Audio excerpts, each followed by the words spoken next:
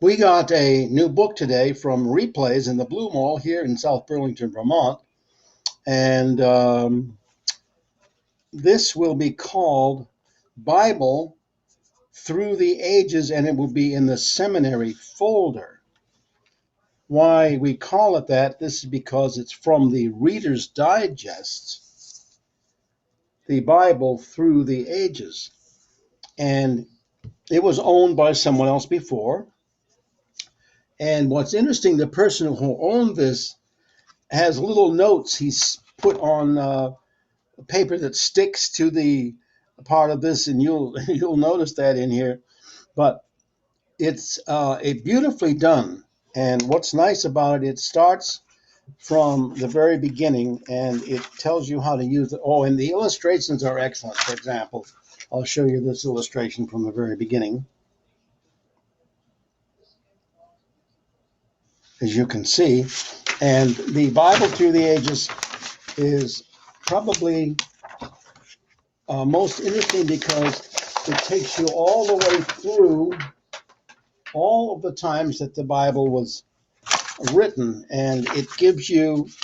Oh, by the way, the many people are involved in this research, production, art, editors, and consultants and contributors. Now, this is what the sections of it are. The first section is called the oral tradition. That's part one. Part two is called the written word. Part three is called words of a new faith. Part four is called copying the word. Part five is called the printed word. And then after that, there are glossary, credits, and an index. So, and all through it, by the way, are great things. For instance, at the very, very introduction to it, the history of the Bible is thousands of years ago, continues through the ages, and is headed for the future. And then one thing it says about the Bible at the very beginning in this introduction is interesting. It says, most books, no matter how influential they come to be written, are written by a single individual or a group of individuals working together over a brief period of time, generally no more than a few years. The Bible, however, the greatest of all books, was written by a wide variety of authors, most of them unknown to us over a period of more than 1,200 years. But it was not written as a single work. It is, in fact, a collection of sacred books, including volumes of law, history, poetry, wisdom, and prophecy. So that's part of the introduction we get here. And then what you also see in here is the difference, say, between the Roman Catholic Bible, Old Testament, and the Protestant Bible, Old Testament. You'll see what's in each book. Some things are in one book and some things are not in the other. And it goes through this whole thing. Now, in the oral tradition, every single beginning has a wonderful drawing that takes up all 2 pages, as you can see here, takes up all 2 pages. And when it begins, by the way, it tells that's a picture of what's called Paradise by a Flemish painter, John Bruegel the Younger, Brughel the Younger. So when it goes through the oral tradition, for example, one of the nice things you'll find in this is timeline-like settings. For example, from the settling of the Nile Valley to the anointing of King Saul.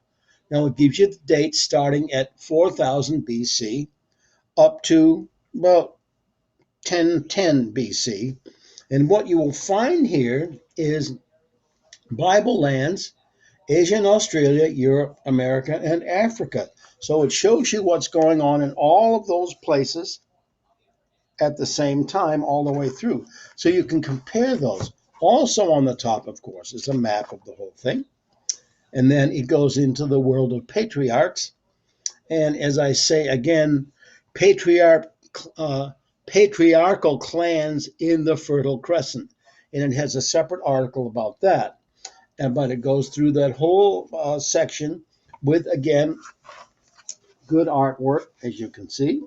So we're in this section right now. And when you go through the world of the patriarchs, it has a sense of permanence, kinship and marriage, the role of heirs, everyday life in Sumer, beautiful drawings, and some of them are photographs of certain areas that are in this section. And you will also sometimes have Abraham and his God. There's a whole section on that.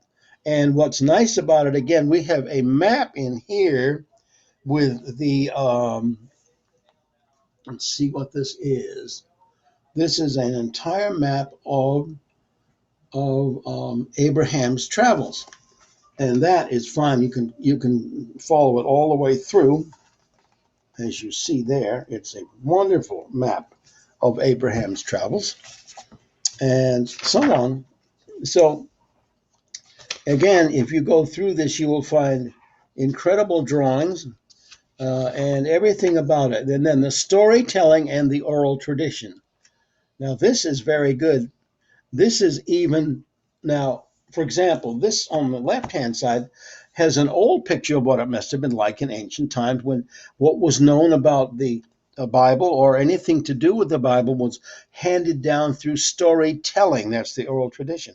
Then on the other side of the page, you will see Jewish people at a certain time as sharing traditional stories of faith has always been cherished part of Jewish life in ancient times, with tales might be recalled at the gathering of the family in the open air, or present-day Jews continue the tradition at the Jewish Seder, or Seder, celebrated above the family in Iran, with ritual meals always included in reading from the book called the Maggada, which tells the Passover story. So that gives you a sample of what this is like. Now, this is number one, and it will be in the seminary folder, and we will continue with this shortly.